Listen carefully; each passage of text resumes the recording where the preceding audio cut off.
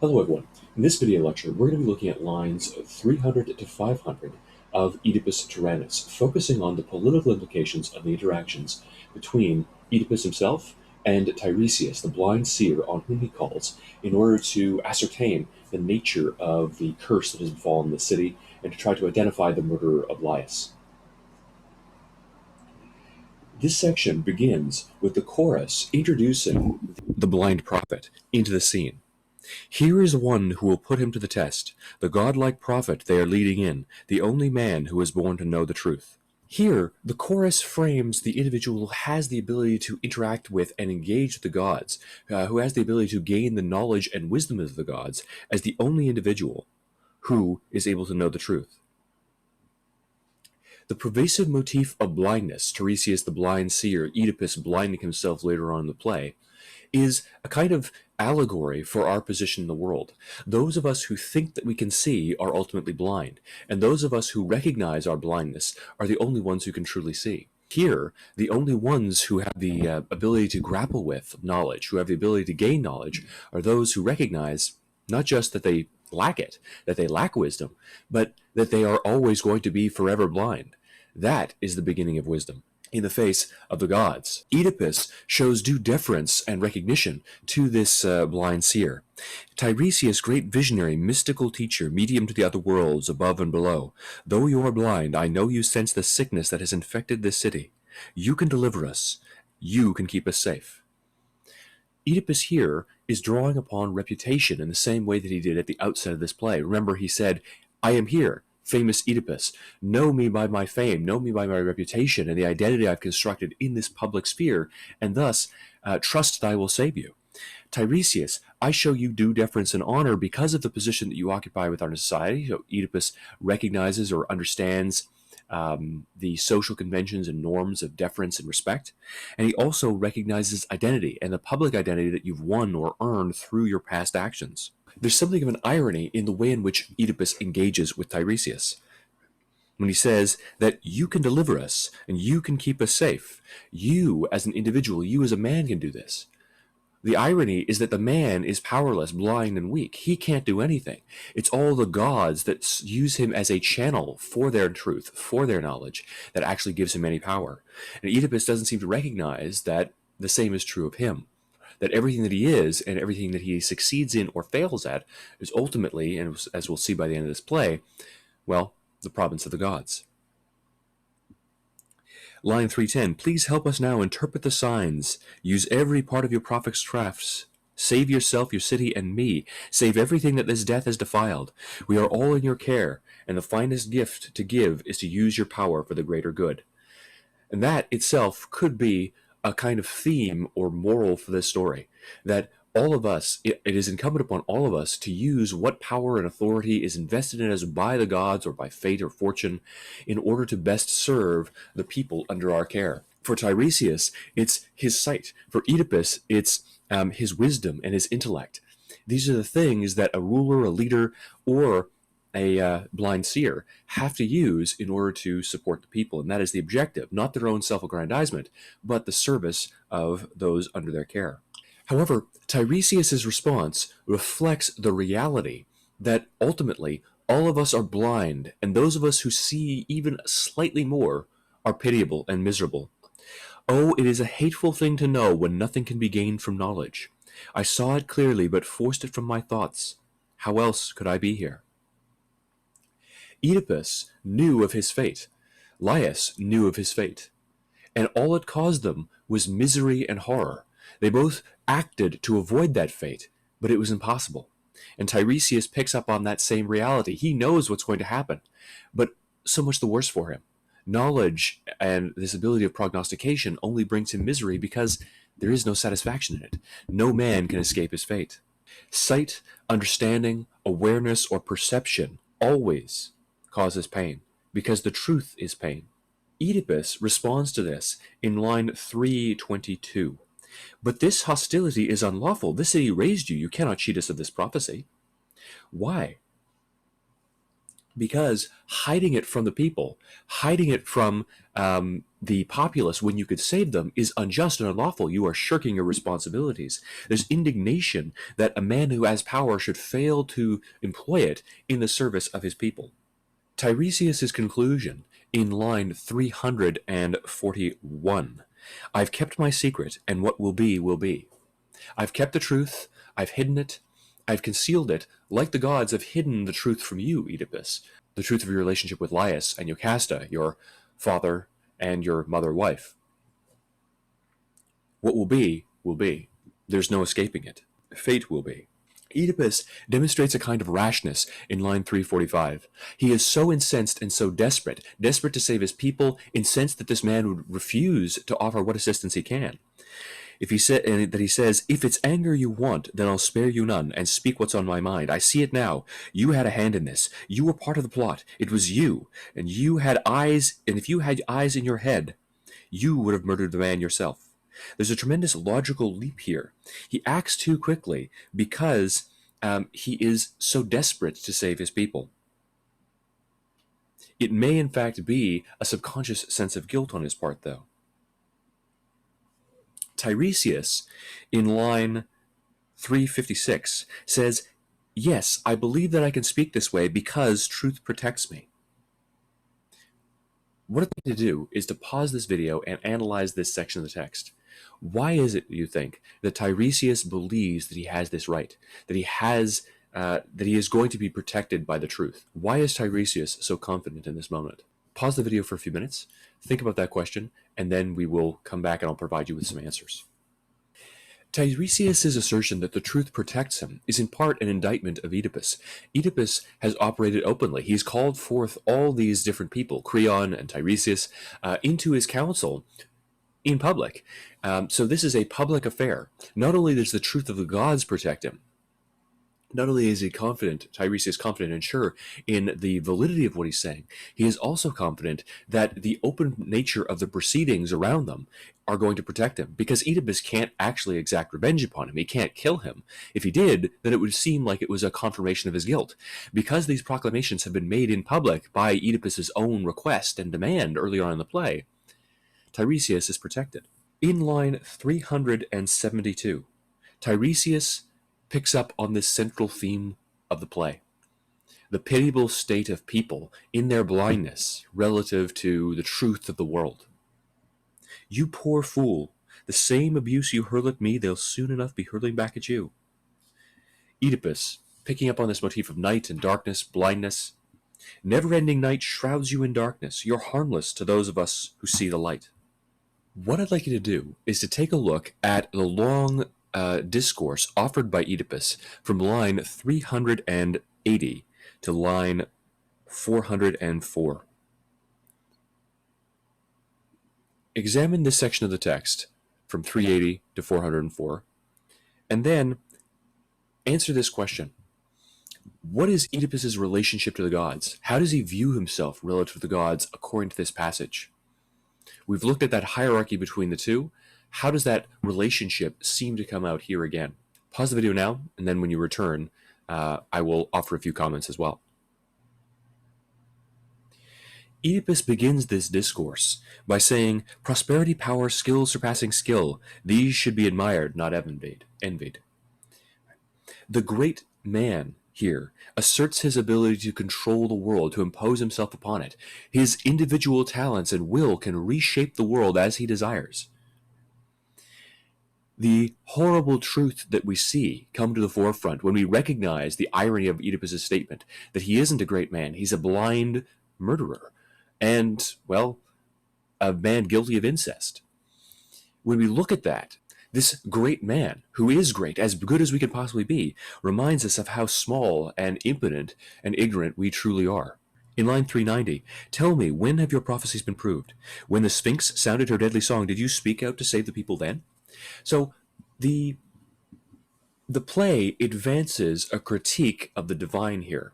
Now, the play isn't actually making that argument. Oedipus is. The ultimate conclusion the play reaches is that we're blind and ignorant, and so have to trust that the gods know what they're doing. Here, Oedipus accuses the gods and Tiresias of failing to act in the city's time of need. Why didn't you save us from the Sphinx? You had the knowledge, you had the power. Did you speak to save our people then? No. So, Oedipus is almost condemning the prophet for either failing to speak from the information that he knew, or the gods, in turn, for failing to help them when they needed it. Where are the gods in our times of trouble? The riddle could not be solved by just any man. It needed the skill of a seer, but where were you? You saw no omens, you made no revelation, there was no divine inspiration, you knew nothing. Then I came, ignorant Oedipus. I silenced her by using my mind, not signs from the sky. This idea may resonate with us in a contemporary context. Oedipus, defiant, standing against Tiresias, standing against the blind gods who have let them suffer and let Thebes suffer before. Reason versus faith is at play here. My mind, my intellect, my will was sufficient to defeat the Sphinx, this hideous creature, when the gods were silent and in your life and in the life of the city. But of course, this is all couched in, well, his ignorance. So we have to take what he's saying here with a grain of salt. In line 407, Tiresias asserts that yes, you hold the power, but I am your equal, in at least having the right to reply. So we have a sense of the democratic organization of the society, even though Oedipus is a king or a tyrant. I am not one of your minions. I answer to Apollo. Every free citizen of this state has the ability to speak his voice or to use his voice in the public arena and be judged and weighed, and his perspectives validated or invalidated, accepted or rejected in the context of this kind of quasi-democratic sphere. Oedipus at this point really should start piecing things together. But the great dramatic irony and the tragedy of this play is that Oedipus, the solver of riddles, the man who is able to ferret out the truth and learn it, the man who is pledged to resolve the mystery of Laius' death, is actually utterly unable to put two and two together. He's unable to fit the pieces together. Tiresias points this out and accuses him when he says, "Do you even know your parents? You, an oblivious enemy to all your kith and kin, both living and dead. The double-edged curse of your mother and father, treading in terror, will hound you out of this land, and then your keen eyes will see only darkness." So Oedipus prides himself on his will, his ability to ferret out truth and solve riddles and mysteries.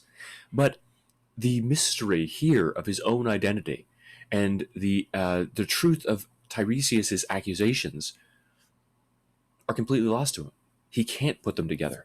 It's either too horrifying a thing for him to contemplate, or his frustration and his anger have robbed him of good sense and sight. And Tiresias picks up on this reality when he says in line 440, "Are you not the greatest solver of riddles? Insult me there and you'll discover just how great I am."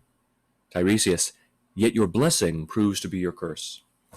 When we discussed reversals in the context of the nature of tragedy, we saw that the play of a tragedy, or the narrative of a tragedy, is based around that reversal in fortunes from high to low. They're also based on reversals of expectation and understanding, reversals of intention. Oedipus meets his fate on the very road that he takes to avoid it. That's a reversal in its sense. Here, the same is true. Oedipus's great strength is going to be that thing that destroys him. It undercuts and makes mockery of anything that or any pretension that human beings have towards strength. Ultimately, our great strengths are just great weaknesses. Relative to the gods, we're always feeble and failing. From here, we move on into the second chorus, the first Stasimon. It begins, "Who is the man?" And that is, of course, the central question of this play. Who is the man who killed Laius? But also, who is the man? Who is Oedipus? That's the question he doesn't know that he's searching for. The chorus is left alone on the stage to reflect on the events of the past section. And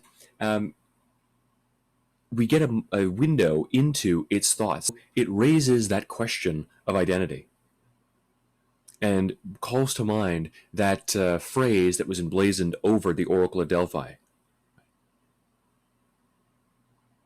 The holy oracle from Delphi sings from the rocks unspeakable, unspeakable crimes.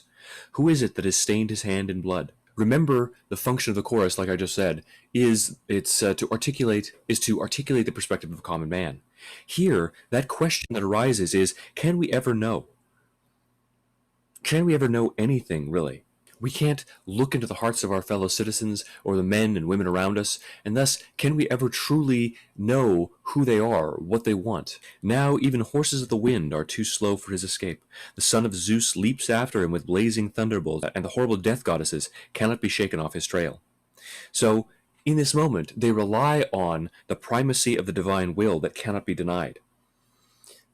This individual, whoever he is, this man who is being hunted down by the gods, can run, but he can never escape. No one can. The chorus takes comfort in that, as horrifying as that is for Oedipus and Laius, who have been condemned by fate.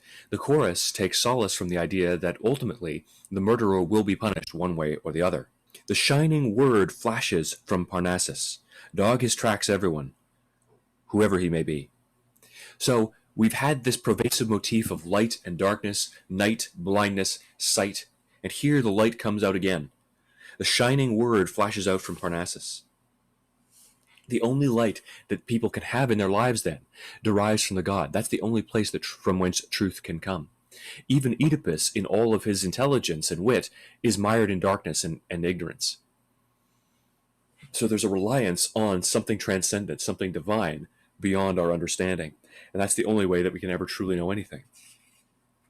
The foundation for knowledge has to be something external to human beings, otherwise it's always eternally self-referential. And no matter how we attempt to deny the reality of divine supremacy, no matter how we try to suppress these prophecies and these truths, as the chorus says in line 480, putting behind him the prophecies from center earth, but they rise up, always they live and flutter about him. No one can escape his fate, he's saying, or that fate always rises again. Now, the chorus also recognizes the intensely important nature of reputation. How, he says in line 495, how can I join the cause of Laius against Oedipus with all of his popularity? Popularity, reputation, is the major determining factor here. Without that, you have no status, you have no standing, you almost have no public identity of personhood or value as a person without the recognition of your peers in the society. Zeus and Apollo are wise, they know what mortals do, but a human prophet? There's no true way to tell that he knows more than I do. Tiresias is clever. Well, clever men compete. They put each other down. So there's this fiercely agonal spirit that he registers right around line 500. That the best of us, the best men amongst us, are constantly jockeying for position, arguing back and forth, trying to suppress the other so that they can rise. It's like this game where they're jockeying for position on a ladder. It returns to that initial problem, that initial question, who is the man? Can we ever look into the hearts of other people and know them? No. I know that people are constantly struggling against each other. These great men that are so far above anything that I could hope to be because I'm just a common man. These are great men, an oracle of the gods, supposedly, and a great king who saved us in the past. How can I ever know? Is this prophet really telling us the word of the gods, or is he just inventing something to serve himself? Is all of this pretension regarding religion and faith, the will of the gods, just chicanery, trickery designed to control us? I can't decide. We're too small, we're too ignorant to ever make that kind of a determination about the greatest men amongst us. How much more so, then, could we never possibly hope to judge the gods and their will? Because we can't know the hearts of men as they struggle for position. And that's the conclusion that the chorus reaches in line 510. I can't convict him in my mind, not yet, not of any crime. The accusation is not actionable. They need actual, tangible, physical proof, or they need a revelation of all the salient facts, despite the testimony of Tiresias. In the next video lecture, we'll continue on with a consideration of the chorus's interactions with Creon and Creon's attempt to rebut Oedipus's accusation that Creon is attempting to stage a kind of mutiny or a coup against Oedipus's rule using Tiresias as a pawn.